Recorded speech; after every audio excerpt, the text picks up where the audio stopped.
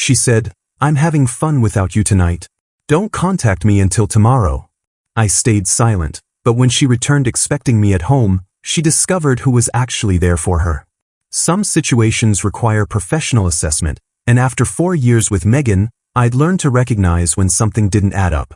I'm Tyler, 31, cybersecurity consultant specializing in corporate fraud detection, and I live with Megan in our shared condo in Phoenix where we've been building what I thought was a solid relationship. That Thursday evening changed everything when she announced her plans with the kind of precision that immediately triggered my analytical instincts. "I'm going to a wine tasting event in Scottsdale tomorrow with Ashley, Brittany, and Caitlin," she said, checking her reflection in our hallway mirror while applying lipstick with the careful attention of someone preparing for something important. "It's going to be a late night, probably won't end until after midnight, so I'm just going to crash at Ashley's place afterward." The request itself wasn't unusual, but her next words were, "Oh, and Tyler? Don't contact me at all tomorrow night. I want to have fun without worrying about checking my phone or feeling obligated to update you constantly. Just give me this one night to be completely free." I looked up from my laptop where I'd been reviewing security protocols for a client. Free from what exactly? You know what I mean. Sometimes it feels like I can't breathe without you wanting to know where I am, who I'm with, what I'm doing. Ashley keeps saying that healthy relationships require independence, and I think she's right. Ashley, the recently divorced party girl who'd been encouraging Megan to live her best life since her own marriage imploded 6 months ago. Ashley, who posted Instagram stories from expensive restaurants and exclusive events despite working a basic administrative job. Ashley, who seemed to have unlimited funds for designer clothes and weekend getaways. "I've never demanded constant updates," I said carefully. "I ask because I care about your safety and because that's what partners do." See? That's exactly what I mean. You turn everything into some kind of relationship lecture. Can't you just say, "Have fun," and leave it at that? The edge in her voice was new, defensive in a way that made my professional instincts kick into high gear. When people get defensive about transparency, there's usually a reason. "Have fun," I said simply, returning to my screen. "Thanks. I knew you'd understand once I explained it properly."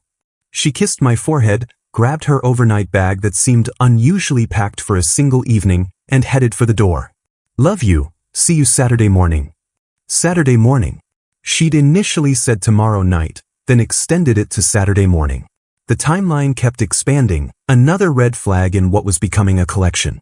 After the door closed, I sat in our living room listening to her car pull out of the complex parking garage, processing what had just happened. In 4 years together, Megan had never requested complete communication blackout. Even during her bachelorette weekend in Vegas, she'd sent photos and called before bed. Even during her solo trip to visit her sister in Denver, we talked daily. But now she needed to be completely free for 48 hours, and her 3 enabler friends were involved. Ashley, whose divorce settlement had supposedly left her financially comfortable but whose spending patterns suggested other income sources. Brittany, the wannabe influencer with 12,000 followers who somehow afforded luxury lifestyle content on her retail job salary. Caitlin, the quiet banker who'd recently started wearing expensive jewelry and driving a car well above her pay grade. Megan's friend group had always made me uncomfortable, not because they disliked me, but because they constantly pushed narratives about male control and female independence that seemed designed to create relationship conflict. "Tyler's sweet, but don't you feel suffocated sometimes?" Ashley had asked Megan at dinner last month, right in front of me. "Most guys his age want to lock you down and make you dependent on them." The comment had bothered me because it was completely inaccurate. I'd encouraged Megan's career advancement, supported her decision to go back to school for her master's degree, and never once tried to limit her social activities or independence. But Ashley's words seemed to plant seeds of doubt that grew stronger each time they got together. Now Megan was requesting complete communication silence, and my cybersecurity background was screaming that people only demand absolute privacy when they're doing something they know their partner wouldn't approve of. I'd spent my career identifying patterns of deception in corporate environments, recognizing when legitimate activities got disguised as something else, and this situation had all the hallmarks of coordinated misdirection. The wine tasting excuse, the extended timeline, the defensive reaction to basic questions, the influence of friends whose own lifestyles didn't match their stated income sources. Time to do what I do best: investigate. I started with the basics, the same methodical approach I used for corporate fraud cases. First, I verified the wine tasting event Megan mentioned at the Scottsdale venue she'd named. 20 minutes of research revealed no such event scheduled for that weekend, no wine tasting advertisements, no social media promotion, nothing. The venue's event calendar showed a private corporate party Friday night, but it was listed as invitation only with no public access. Strike one. Next, I analyzed her friends' digital footprints, starting with their most recent social media activity. Ashley had posted an Instagram story 6 hours earlier showing her getting a manicure with the caption, "Getting ready for tomorrow night." But the location tag showed a high-end salon in Paradise Valley, not somewhere you'd go for a casual wine tasting. Brittany had shared a photo of an expensive dress with tags still on it, captioned, "Investment piece for special occasions," and the price tag visible in the background showed $800, far beyond her retail salary budget.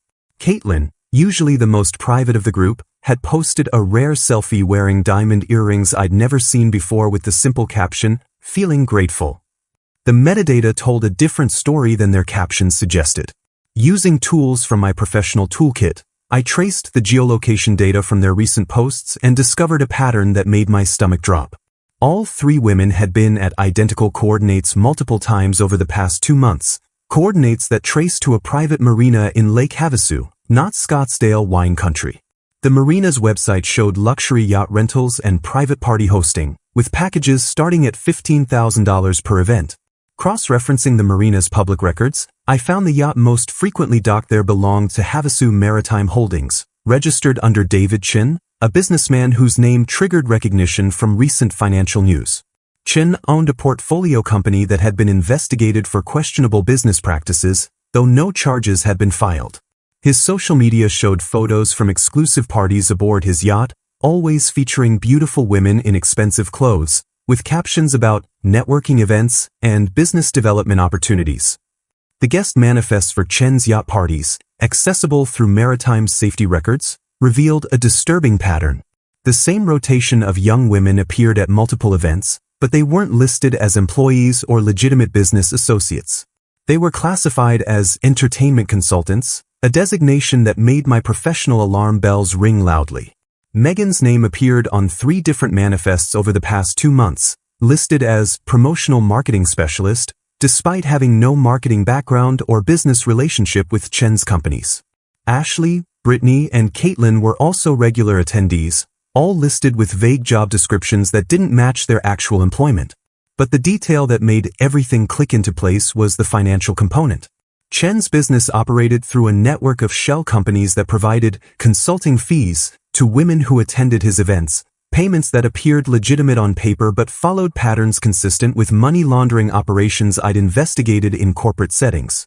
The amounts weren't huge, typically between $2,000 and $5,000 per event, but they explained how Megan's friends had suddenly acquired expensive lifestyles without corresponding career advancement. Megan had been receiving payments too, disguised as income from freelance marketing work she'd never mentioned to me. Bank records, accessible through financial databases I used for fraud investigation, showed regular deposits to her account from Chen's subsidiary companies, totaling almost $30,000 over 4 months.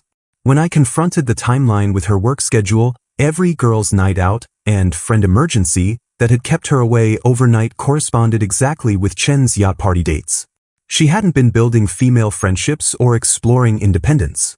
She'd been attending exclusive parties hosted by a businessman who paid young women to entertain his guests, and she'd been lying about it for months while accepting money that she'd hidden from our joint financial planning. The wine tasting story was just the latest cover story in a pattern of deception that had been happening right under my nose, funded by a man whose business practices were questionable enough to warrant federal attention. The deeper I dug, the more complex the web of lies became, extending far beyond Chen's yacht parties into territory that made my professional instincts scream danger. Cross-referencing phone records through legitimate investigative channels revealed that Megan had been in regular contact with someone whose number traced back to Jake Morrison, her ex-boyfriend from college who she claimed was emotionally manipulative and controlling. According to Megan's version of their relationship history, Jake had been possessive and demanding, ultimately driving her away with his need to control every aspect of her life. She'd painted him as a cautionary tale about toxic masculinity, someone she'd learned important lessons from about what she'd never tolerate in future relationships. But the call logs told a different story, showing consistent communication between them for the past 6 months, including hour-long conversations that occurred during times when she'd told me she was working late or spending quiet evenings with friends. Audio analysis of background noise from Ashley's Instagram stories, using software I employed for corporate surveillance investigations, confirmed Jake's voice at Chen's yacht parties. He wasn't just coincidentally present. He was actively participating in whatever business Chen was conducting on these floating entertainment venues. Further investigation revealed that Jake worked as a real estate developer whose company had recently secured several major contracts through Chen's business network, suggesting their relationship wasn't romantic nostalgia but professional collaboration. The financial records painted an even more disturbing picture. Chen's maritime company had business dealings with Jake's development firm, specifically involving luxury resort properties that required environmental impact waivers and zoning exceptions. The same young women who attended Chen's yacht parties also appeared at Jake's real estate marketing events, listed as promotional staff but paid through the same shell company structure that disguised their true compensation sources. Megan had been receiving payments not just for attending Chen's parties, but for participating in Jake's business presentations, essentially serving as attractive decoration for investors who were being sold real estate developments that might not meet legal requirements. The consulting fees in her bank account corresponded with both yacht events and real estate presentations, meaning she'd been working for both men while lying to me about her involvement with either. But the timeline revealed the most devastating truth. This arrangement had been ongoing for months before she'd started creating distance in our relationship. Every argument about independence, every complaint about feeling suffocated, every suggestion from her friends about my controlling behavior had been manufactured to justify the secret life she was already living. The woman who'd accused me of being possessive had been conducting a months-long deception involving her ex-boyfriend, a questionable businessman, and a network of other women who were essentially being paid to attend exclusive events under false pretenses. Voice analysis of her phone calls with Jake revealed intimate conversations that went far beyond professional collaboration, discussing their shared future plans and her frustration with having to maintain appearances in our relationship. "Tyler's getting suspicious about my schedule," she'd said during one recorded call. "Maybe it's time to create some space so I can transition more naturally." "Give it another month," Jake had responded. "Once the Henderson project gets approved, we'll have enough to make the move permanent. Just keep him calm until then." They weren't just rekindling romance. They were planning her exit strategy from our relationship while she continued to benefit from our shared living expenses and my emotional support. I'd been subsidizing her lifestyle while she built a secret business relationship with her ex-boyfriend, accepting money from potentially illegal activities, and preparing to leave me once their financial situation became stable enough. The manipulation was comprehensive and calculated, involving not just Megan but her entire friend group who'd been encouraging relationship conflict while participating in the same deceptive activities. Every girls' night, every conversation about independence, every suggestion that I was too controlling had been part of a coordinated effort to prepare me for her eventual departure while she secured alternative income sources and rekindled her relationship with someone she'd claimed to despise. Armed with comprehensive evidence of the deception, I shifted from investigation mode to strategic response, applying the same methodical approach I used when building fraud cases for corporate clients. The key was identifying all stakeholders and understanding their vulnerabilities before taking action that would create maximum impact with minimal personal exposure. My first priority was contacting Sarah Chen, Jake's current fiancée who worked as a pediatric nurse at Phoenix Children's Hospital. Her social media showed a genuine, caring person who posted about her patients' recoveries and fundraising efforts for hospital equipment, completely unaware that her future husband was conducting business with questionable ethical boundaries while maintaining an intimate relationship with his ex-girlfriend. I reached out through LinkedIn with a professional message explaining that I had information about business activities that might affect her personally and professionally, requesting a private meeting to discuss details that required discretion. Sarah agreed to meet at a neutral location, and when I presented the evidence of Jake's involvement in Chen's parties and his ongoing relationship with Megan, her reaction was immediate and decisive. "I've been wondering why Jake's been so secretive about his new business connections," she said, reviewing the financial documents I'd compiled. He claims these real estate deals are legitimate, but he won't let me attend any of his networking events, says they're boring business meetings that would waste my time. I showed her the photos from Chen's yacht parties, the payment records, and the recorded conversations between Jake and Megan. Sarah's nursing background made her naturally analytical, and she quickly understood the implications of what I'd discovered. This isn't just cheating, she said quietly. If these business deals involve environmental waivers and zoning exceptions that were obtained through questionable entertainment, Jake could face serious legal consequences. She agreed to help expose the situation, partly for personal reasons but mostly because her professional ethics wouldn't allow her to ignore potential illegal activities. Next, I contacted Marcus Rivera, a forensic accountant who'd worked with me on previous corporate fraud cases, and presented him with the financial evidence surrounding Chen's business operations. Marcus specialized in tracing money laundering schemes through legitimate business structures, and Chen's payment system immediately caught his attention. This shell company arrangement is textbook money laundering, Marcus explained after reviewing the documents.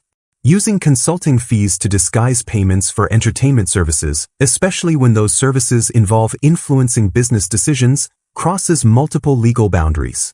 The IRS and FBI would be very interested in this information. I also discovered that Ashley's sudden lifestyle upgrade was funded through embezzlement from her employer, a medical billing company where she had access to client payment systems.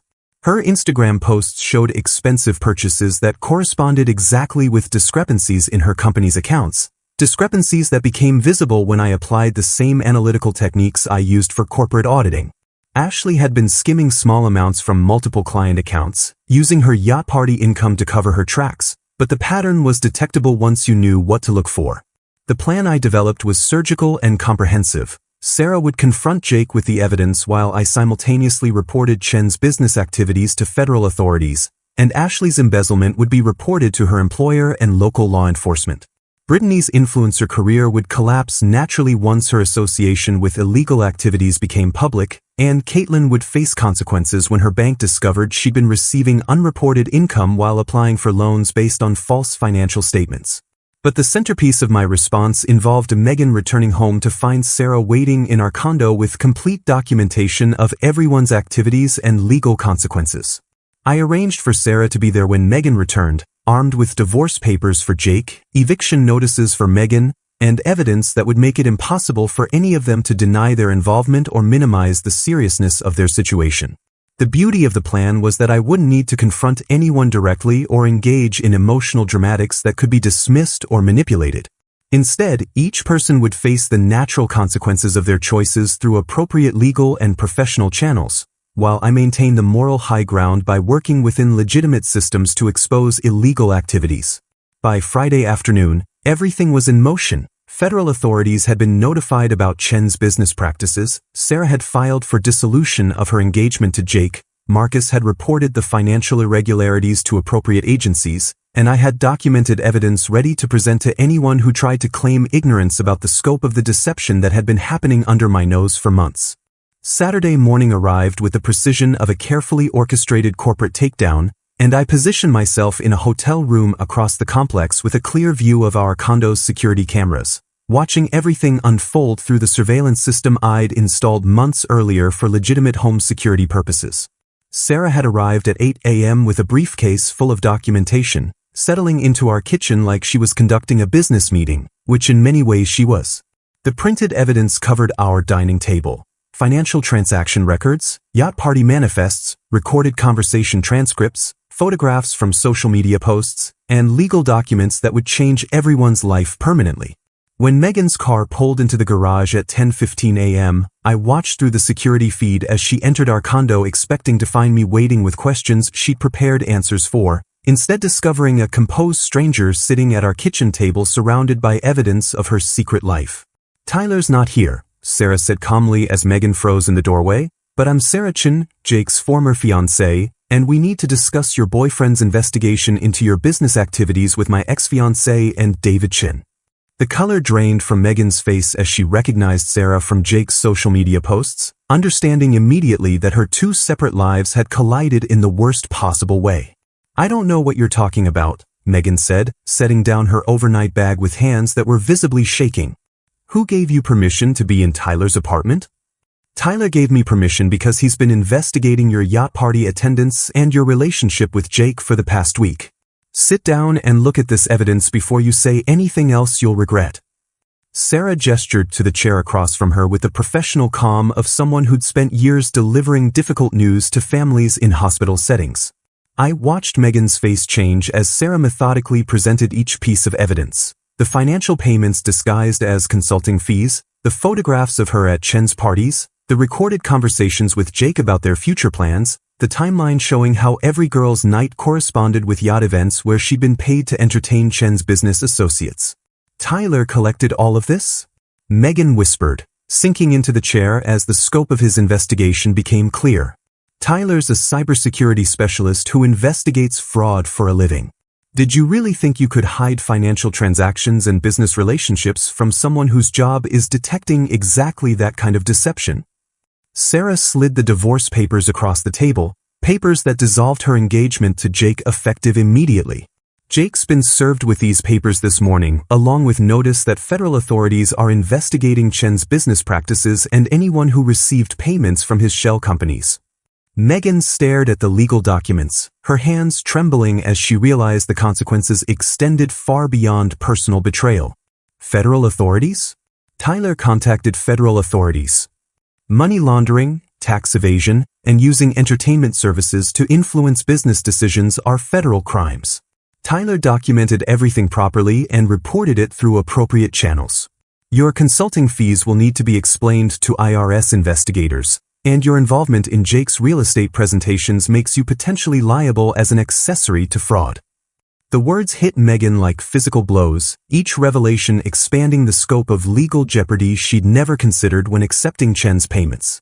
Sarah continued with clinical precision, explaining how Ashley's embezzlement had been reported to her employer and local police, how Brittany's association with illegal activities would destroy her influencer aspirations, and how Caitlin's unreported income violated her banking employment agreements and loan applications. Tyler's not here because he doesn't want to witness your reaction to discovering that actions have consequences, Sarah said, gathering the papers as Megan sat in stunned silence.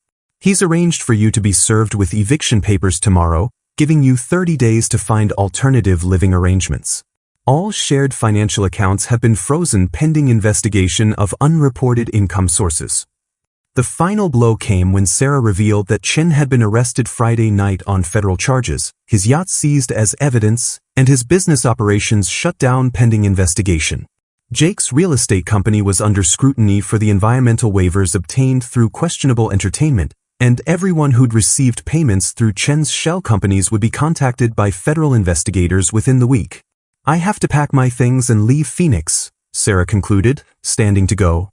My nursing career requires clean background checks, and I can't be associated with Jake's business activities.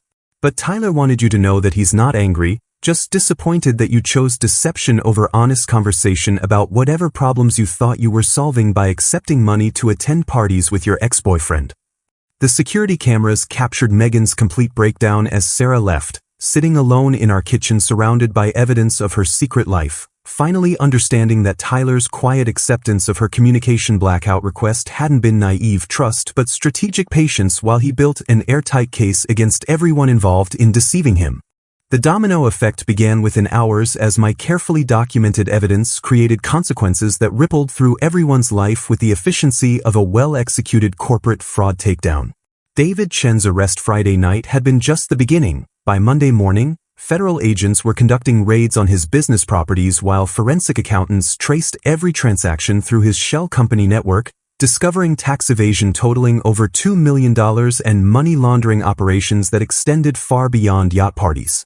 Jake's real estate empire collapsed Tuesday when his major investors discovered his connection to Chen's illegal activities and immediately withdrew funding from all current projects, leaving him personally liable for construction loans he couldn't cover and environmental violations that carried both criminal and civil penalties.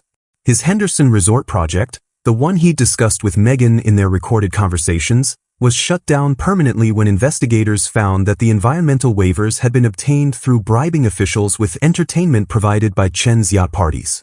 Ashley's embezzlement discovery triggered an immediate audit of her employer's client accounts, revealing she'd stolen over $40,000 across 18 months by skimming small amounts from medical billing payments, and her arrest Wednesday morning was followed by local news coverage that destroyed any remaining credibility she'd built in Phoenix's social circles. Brittany's influencer career died instantly when her association with federal criminal investigations became public, her followers dropping from 12,000 to 800 within a week as brands canceled sponsorship deals, and her content shifted from lifestyle posts to desperate damage control attempts that only highlighted her involvement in illegal activities. Caitlyn faced the most professional consequences since her banking job required clean background checks and financial transparency, and her termination Thursday was followed by loan default notices when the bank discovered she'd falsified income statements while receiving unreported payments from Chen's companies. The most satisfying element was watching Jake's engagement to Sarah dissolve publicly as she posted a single Facebook update explaining that she discovered his involvement in illegal business activities and couldn't maintain professional nursing credentials while associated with someone under federal investigation. His social media went dark immediately, but mutual friends reported he'd been forced to move back in with his parents after losing his downtown apartment and luxury car to creditors who were trying to recover losses from his failed business ventures. Megan's situation became desperate quickly as she discovered that her association with the investigation made her unemployable in Phoenix's tight-knit professional community, and her attempts to find alternative housing were complicated by landlords who ran background checks that revealed her connection to federal criminal investigations. She tried calling me repeatedly, leaving voicemails that progressed from angry accusations about violating her privacy to tearful apologies about making mistakes, but I'd maintained complete silence while monitoring her situation through the same digital channels I'd used to expose her deception. The shared financial accounts I'd frozen contained over $8,000 in unreported income from Chen's companies, money that federal investigators ultimately seized as evidence of money laundering activities, leaving her with only her personal checking account that contained less than $400. By the end of the week, Ashley was in county jail awaiting trial for embezzlement. Brittany had moved back to her parents' house in Tucson after her apartment lease was terminated, Caitlyn was working retail while trying to avoid bankruptcy, and Jake was facing federal charges that could result in prison time if prosecutors could prove he'd knowingly participated in Chen's money laundering scheme. The investigation had expanded beyond the yacht parties to include other businesses in Chen's network, creating a federal case that would take months to resolve but had already destroyed the social and professional lives of everyone who'd thought they were just attending exclusive parties while accepting easy money for minimal work. Megan remained in our condo until the eviction deadline, packing her belongings while dealing with federal investigators who questioned her about the consulting fees she'd received and her knowledge of Chen's business operations. Interviews that made it clear she was considered a potential witness rather than a target but still faced tax liability for unreported income she'd spent instead of saving for legal consequences. 8 months later, I was standing in my new Seattle office overlooking Elliott Bay, reviewing case files for Tyler Chen Cybersecurity Solutions, the fraud investigation firm I'd launched after relocating across the country to start fresh in a city where nobody knew my story. The irony of sharing a last name with David Chen wasn't lost on me, but my company specialized in exactly the type of corporate fraud detection that had exposed his money laundering operation, and my reputation in the cybersecurity community had grown substantially after the Phoenix case became a textbook example of how digital forensics could uncover complex financial crimes. Sarah had moved to Seattle 2 months after me, accepting a position in the pediatric intensive care unit at Seattle Children's Hospital where her nursing skills were desperately needed and her background was evaluated based on professional competence rather than personal associations with criminal investigations. Our relationship had developed slowly and carefully, built on complete transparency about our past experiences and shared understanding of how betrayal could permanently change your approach to trust. But we discovered that surviving deception made us better partners because we valued honesty in ways that people who'd never been betrayed couldn't fully appreciate. The handwritten letter from Megan arrived through my lawyer's office in Phoenix, forwarded to Seattle with a note explaining that she'd specifically requested it be delivered through official channels to respect my desire for no direct contact. Her handwriting was smaller than I remembered, cramped and careful like someone who'd spent considerable time choosing each word precisely. Tyler, it began, I know I have no right to contact you after everything that happened, but I wanted you to understand what really occurred during those months when I was lying to you about the yacht parties and my relationship with Jake. I'm not writing this to ask for forgiveness or to justify my choices, because I understand now that some betrayals create permanent boundaries that apologies can't cross. I'm writing because you deserved the truth then, and you deserve it now, even though it comes too late to matter. She explained that the yacht parties had started innocently when Ashley met Chen at a networking event and was invited to what seemed like legitimate business gatherings where successful people discussed investment opportunities and professional development. The first few events had been exactly that, but gradually the expectations became clearer. Attractive women were expected to be charming and attentive to Chen's business associates, creating a comfortable social atmosphere that made potential investors more receptive to business proposals. The money felt like easy income for doing something I was already good at, being social and making people feel comfortable, she wrote. Ashley convinced us that we were providing valuable networking services, that successful businessmen paid for professional atmospheres the same way they paid for catering or venue rentals. It didn't feel like anything inappropriate because we weren't being asked to do anything beyond conversation and company. Her reconnection with Jake had happened at one of Chen's parties where he'd been presenting real estate investment opportunities to potential clients, and their renewed relationship had developed because they'd both been participating in what felt like legitimate business networking that gradually revealed its questionable nature. By the time I understood that Chen was using our presence to influence business decisions in ways that crossed legal boundaries, I was already receiving payments that I'd spent on expenses I couldn't otherwise afford, and Jake was already depending on the business relationships he'd built through Chen's network. We felt trapped between admitting we'd been naive about the situation or continuing to participate until we could find legitimate alternatives. The letter's most painful section addressed her behavior in our relationship during those months, acknowledging that her complaints about feeling controlled and suffocated had been manufactured to justify the distance she needed to maintain her secret activities. I created relationship problems that didn't exist because I needed excuses for the time I was spending away from home and the money I couldn't explain. When you asked reasonable questions about my schedule or activities, I turned them into arguments about independence because I needed you to stop asking questions I couldn't answer honestly. Your friends were right when they said you were supportive and encouraging. You never tried to control me. I just needed you to believe you were controlling so I could justify lying to you. She concluded by explaining that she'd moved to Portland, was working as a waitress while attending community college to learn bookkeeping, and was slowly paying back the taxes she owed on her unreported income from Chen's companies. I don't expect you to respond to this letter, and I'm not asking for any kind of reconciliation or forgiveness.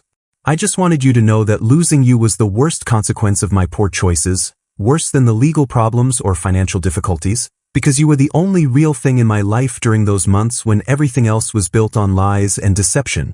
I hope you found someone who deserves your trust and loyalty, because I understand now how rare and valuable those qualities really are.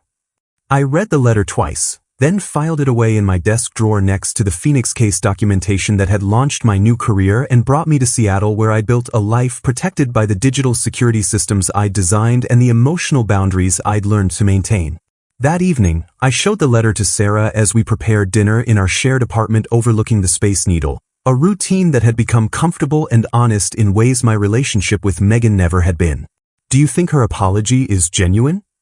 Sarah asked after reading the letter carefully. "Probably," I said, "but that doesn't change anything. Some betrayals teach you exactly what you need to know about someone's character, and mine taught me that I deserved better than I'd been accepting." 6 months later, Sarah and I got engaged during a quiet dinner at home, and our wedding announcement mentioned only that we were both Phoenix transplants who'd found each other after surviving difficult previous relationships that had taught us to value transparency and mutual respect above all other relationship qualities.